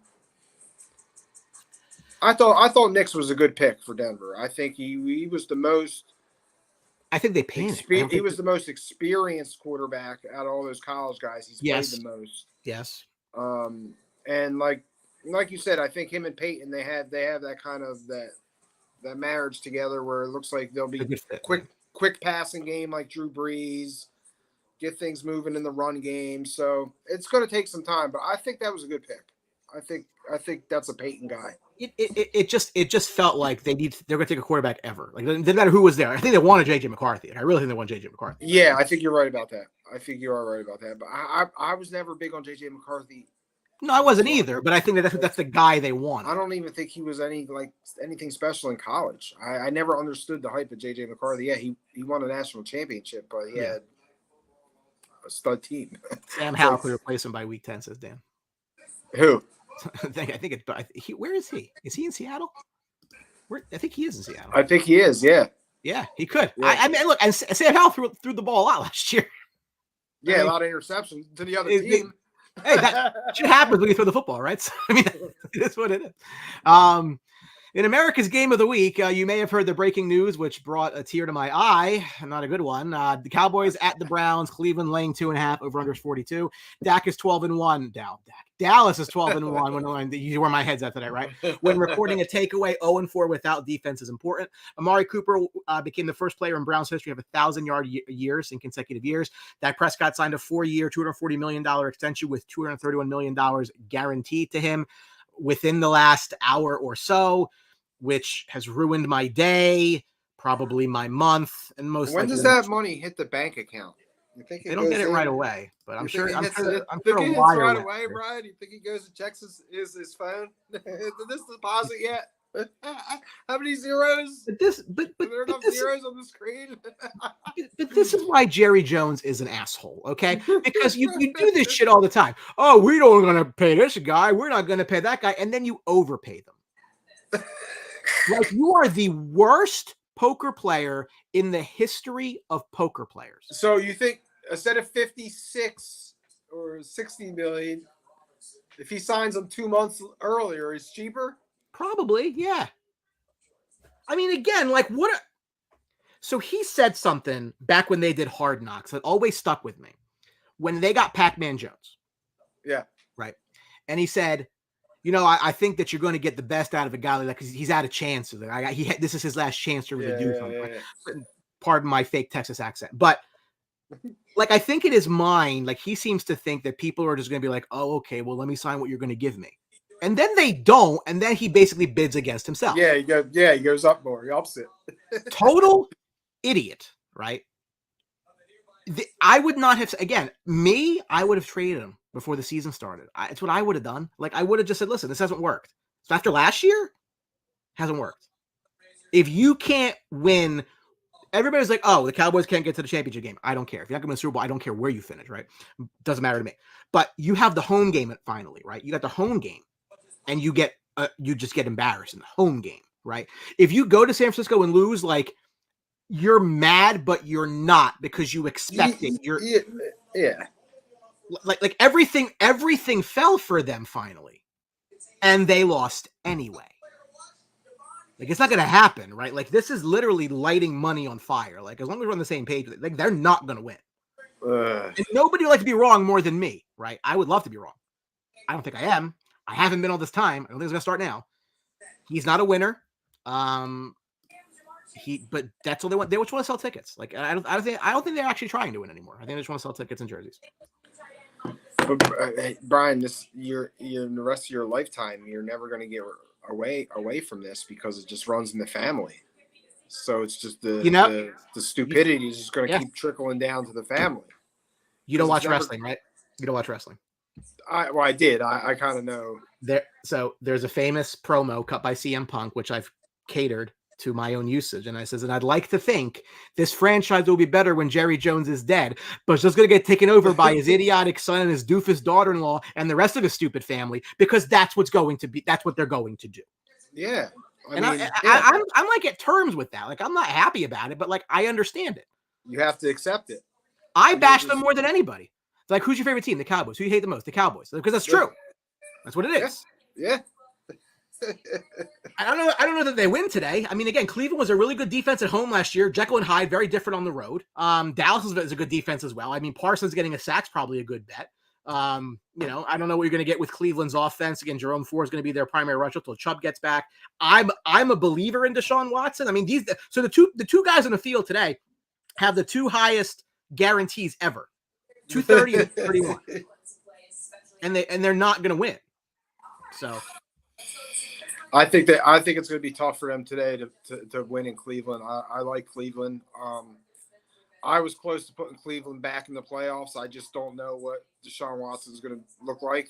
I don't know. I think offensively and defensively, they're right there. It depends on Deshaun Watson's play. If they get any kind of Deshaun Watson from Houston, they might win the division. So, crapshoot. I think the Cleveland Browns could really F up the AFC if Watson returns to any kind of prominence. I mean, like, their defense could take a step back, but if the offense takes a step forward to offset, you're good, right? Like, that's the thing. Like, they score points.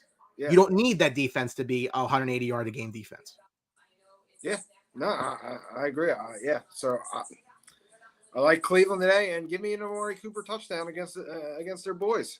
Now here's one, right? Yeah, that's right. Former Cowboy, right? What's this mean for Parsons? Because he'd have been the only one I would have paid. Is there enough money? Is there enough? They would have to go. Is he? How far is he still? He's not on a rookie deal still, is he? No. I gotta go. Has it been 4 or 5 years for Parsons? I think he's still. All right, it's Dallas Cowboys. I hate the Dallas Cowboys. Micah Parsons is making 5 right now. They obviously can't cut him. He is still on his rookie deal. His cap number balloons next year to 21 from the 5 he's getting right now. So they absolutely don't have to do a damn thing, technically. This year, no. And they won't. But then what? He'd have been, like I said, he'd have been the guy I would have paid of the 3 of them. Because again, I think you can replace a receiver. Yeah.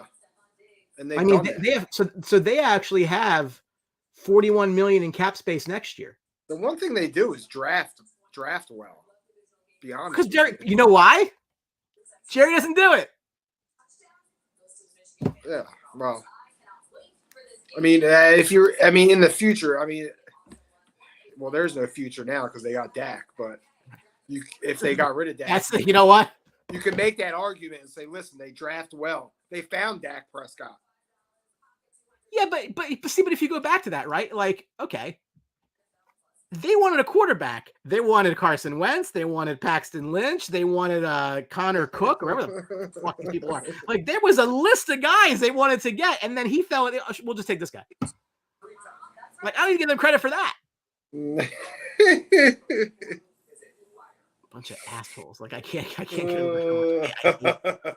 I cannot. Anyway. Okay, I've done enough talking. I think that was. I don't know. I don't even care. I don't even care. I'm not even gonna make a pick. The Commanders open up the year in Tampa. The Tampa Bay -4 in this game, over under 42.5. This is the 8th consecutive year that there is going to be a different Week 1 starting quarterback for the Washington Commanders. Consistency. The Bucks have won the South 3 straight years, and I don't think they win it a 4th. Again, I think this is a game the Commanders can win. I think the Jaden Daniels and the way he plays, again, I am not an advocate of running quarterbacks. But he can be effective at what he does. Now that Snyder's gone, there's effective leadership there. Like a lot of the things, you know how we used to say same old Lions? You don't believe in the Lions till they do it. Like, I think the Commanders are in that same breath because of who they've been for the past 3-4 decades, right? So I think they need to get a win here today, frankly. I'll be curious to see what happens with Tampa Bay. Now, I drafted Rachaad White a couple places, but it would not surprise me at all if Bucky Irving eventually starts eating into that role, maybe even take the lion's share of it. I don't know what to make of Tampa. I'm not a Baker guy at all. Just not. I agree with you. I know Baker got his money; he got paid, but I don't feel. But it's still pretty cheap. He's getting paid half what Dak's getting paid. Sure. Yeah. And to be honest, I like the Commanders today. I like them on maybe an outright win. They're plus 176 on the money line. I think offensively they have the talent. You know, they have a quarterback that could run, could throw. They have the outside receivers. They got decent running backs. I think their season is going to really depend on their defense. Obviously, they got a defensive coach, a good one. You know him. So I think they'll improve there. So I like the Redskins today, and I think the Redskins are going to improve, and I think they could ruin some games for people this year. So yeah, give me the Redskins today. Yeah. The Sunday night game is my NFC Championship game. Rams and Lions, yes, Stafford Bowl. 4.5 for the Lions in this one. Over under is 52.5. Should be a high scoring game. The Rams had the 4th best red zone offense last year. 63.6% of the time they got into the end zone for 6. Detroit has won 22 of their last 30 games. It's a 1-6 start in 2022.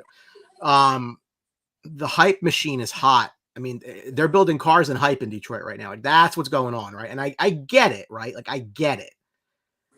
It's just like what points the hype too much. Like, I think I believe the number is 13 games to start the year or whatever it is are indoors. Indoors, yep. Yeah, their offense is going to be perfectly fine. Not worried about their offense. Buddy of mine actually in a league, he took Goff, St. Brown, and Gibbs. Yeah, So I got him. That's what I did. Well, then your team should be the Lion King. Good one. I got baby back Gibbs. Okay, I think you should change to the Lion King. If you got so many Lions, it got to be a Lion King, right? I got baby back Gibbs. Yeah. I think the Rams can win the Super Bowl. Like I am a Stafford guy. I think truth be Stafford is the best quarterback in the NFC. Brian, that's a legit argument. I agree. I mean, he played really well last year. Now he's got 2 stud wide receivers, a good running back. I mean, they got a young defense, though. I mean, that's what's gonna. I think that's gonna be their Achilles heel, is trying to get teams off the field. Laporta. As far as this game, it's going to be an up and down game. I kind of like the Rams. I'm going to take the 4.5. I think it's going to be close. I think the Lions will pull it out maybe in the end by a field goal, but I think this game is going to be close. Detroit at home. Give me the Rams plus the points and a whole bunch of scoring. I mean, pick a guy to score tonight. I mean, who you want? You know what I mean? I think there's excellent chances. There's going to be a lot of points. You said, Gibbs, Brown. Then you got Williams, Cobb, Puka. Yeah. You know, it's going to be a good game tonight. Yeah, I mean, this could to me again. Like I just look around and I look at the teams that I think again, Packers are running some problems right now. Niners, I think. So we're talking about the Niners in a minute for Monday night. They got a bit of some issues with things. McCaffrey's thing. I mean, the Cowboys and Eagles have issues. I don't care what you saw about the Eagles on Friday. Like, I just feel like these 2 teams might be the best 2 teams of the NFC. And I think that again, the Rams are so well coached. They're so well coached, right? I just I like what I see from them. I mean, now I'm concerned about Kyron Williams running back punts. I think that's idiotic. But strange. Yeah. I that may be like one of those things that McVay does to piss you off and then changes his mind later. I look, the Rams can win this game outright. Like I really think there's value. I don't know what the money line is, but it's totally doable. The 4.5 seems high to me. It seems like that's Detroit hype. Rams are plus 176, so there's definitely value there. Yeah. If you're high on the Rams this year. Yeah. I mean, Detroit, very good team. I know they're in the North. But like I said earlier, I'm optimistic because I think the Bears played them very well last year in 2 games. Like I said, they split, but they had a 4th quarter lead in the second one at Detroit. So that gives me some hope that the Bears can hang with them because I think you're right. I think they're the team to beat in the NFC. But even you're right. Like I think that you need to see something out of that defense a little bit better than you saw last year to really consider them. I mean, again, I get the hype. I get it. Like we love that. Like they are the Texans of the NFC. And they've made improvement. I believe this year. I mean, over the summer they made improvements in their secondary. They drafted secondary. I know that their first pick. Yeah. So the defense was not good last year. It was good enough. Not good enough. They had sacks. They pressured the quarterback. And I love Hutchinson. I thought that was a slam dunk pick. Yeah, but they couldn't hold up when they needed to. They had the Niners. They had them. They were going to the Super Bowl. They had the Niners down. They couldn't make the plays. So. Yep. Last but not least, which I can't watch because I have DirecTV and they're fighting with ESPN right now. I saw that. Well, I got ESPN Plus. I'll find a way if I really want to. Jets at Niners. Niners laying 43.5 is the number. Rodgers has 103.9 career passer rating and 13 starts against San Francisco. Ayuk led the NFL with 12.8 yards per target last year. That is the most by any player with 100 plus targets in a season since they started counting targets in 2009. Wow. So there was he goes downfield. Now, story today from Jay Glazer is the day that Ayuk signed the extension, they had a deal ready with Pittsburgh and they said, sign this or you're going to Pittsburgh. And he signed it because it wasn't that he wanted to he wanted the money from them. He didn't want to leave. Yeah. So, he was leveraging. Yeah. He's like, I'll go. They're like, go ahead. And they're like, well, I don't want to go now. Like basically they kind of called his bluff to an extent. Yeah. Look, we'll give you this. But if you don't want this, you're going to Pittsburgh to play with Russell Wilson and Justin Fields. Is that what you want? No. All right. This is a very interesting game because, again, so the Niners, you don't know the whole thing with McCaffrey and the calf. Who knows what that is? The Jets are under so much pressure. I mean, both of these teams are under so much. Like this Super Bowl matchup would be like Last Dance type stuff in some cases. Like, I mean, Oh, like, yeah. you've been doing this for so like eventually like things catch up to you. I love the Jets. Look, I think Garrett Wills have a stud year. Brees Hall's getting drafted high for a reason in your fantasy draft. So like the Sauce Gardner, like you got young talent around Rodgers. So the problem is like, again, that defense for San Fran, as good as they are, as well coached as they are, like it's getting a little long in the tooth. Like you don't have that, you can't go to the well that often. Right. So I don't know what to make of this game. I think 4 is a touch high. It could be, I'll take the Jets with the points just because I think that Rodgers comes out unless he, kills his leg again. But that's my thought. Like this should be a tighter game than 4 points. I think they're too close teams. No, I agree, Brian. You heard my predictions. I'm high on the Jets. I think they got a lot of talent, and the Niners. I think I agree. I think they're going to step back. I still can't like grasp around Brock Purdy. If you know what I mean. Like I can't. I think he's kind of little fraudulent. If they had Herbert, they go undefeated. Oh my God, yeah. It's crazy, right? Yeah. So I think the Niners are going to take a step back. I like the Jets in this game. I'll take the points, and I'll sprinkle on the money line plus 176. I think the Jets are going to come out blazing. I think Aaron Rodgers has a lot to prove. He's got that kind of attitude. He's a California guy too. He's going back to San Fran. Going back to Cali. That's it.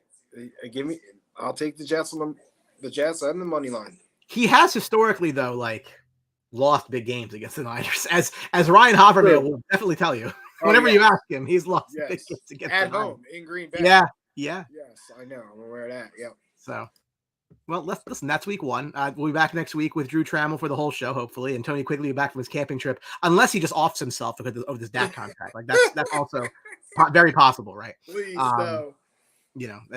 I think we're both kind of in the same boat with that. It's just like I just don't. You got to block it out, Brian. It's 4 more years. Continue.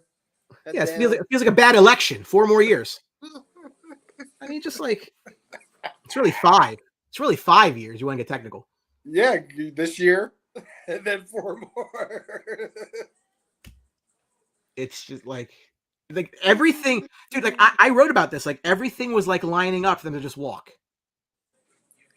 No, they teased you. They teased you up hours before the game. They do is lose, no matter what. They had to get it done today, or it doesn't get done at all. Correct? Is that how it was? I don't know why that's. I don't know if there's a rule about that. I have no idea. Like that was like this line in the sand type thing, but I don't know if it's actually like an NFL like date. Like you gotta get done before your first game or something because the season started. Yeah, I found that weird too. They were saying that on TV that it had to get done or it wasn't getting done at all. Maybe the Dak said that.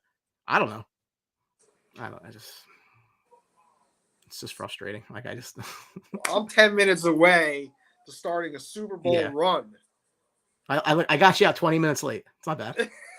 All things considered. Well, it's because our boy Drew wasn't on. That's right. Yeah. Well, listen, I hope your Sunday goes better than mine. Mine's going to suck no matter what happens at this point. So we'll catch you for week 2 next week. On behalf of the boys, thank you for watching Pregame on the Sports Box. Have a good Sunday, a profitable Sunday. And if you want to drink too much, you go right ahead. I'll be right behind you. Go right ahead. Win it all, fellas. That's right.